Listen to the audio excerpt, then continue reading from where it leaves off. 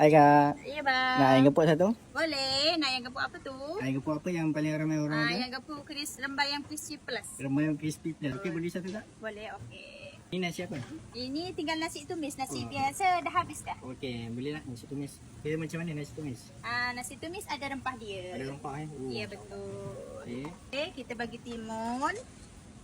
Gobes ada dua jenis. Ada gobes goreng dan gobes biasa. Nak gobes yang mana? Boleh pilih. Saya nak kopi biasa je. Okey, boleh.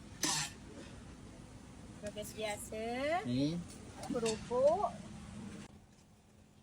Okey, kita ada kerupuk. Okey. Bayam Ini dia punya bayam.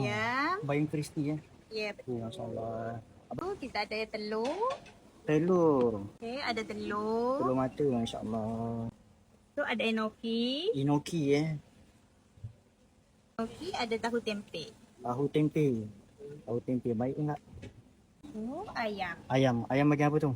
Yang ini bagian thigh. Bagian tak. Okey, boleh cantik. Sambal ya. Sambal Oh, masya-Allah. Okey, sambal dengan kacang boleh refill. Sambal dengan kacang boleh refill Okey, baik. Oh, masya-Allah Kak. Baik Kak. Kalau macam ni berapa Kak? Kalau macam ini 15.40 sen, tambah lagi RM2 jadi 17.40 sen bersama air. Oh, okey. Baik. Terima kasih Kak. Saya makan dulu Okey, bismillah. Bismillah.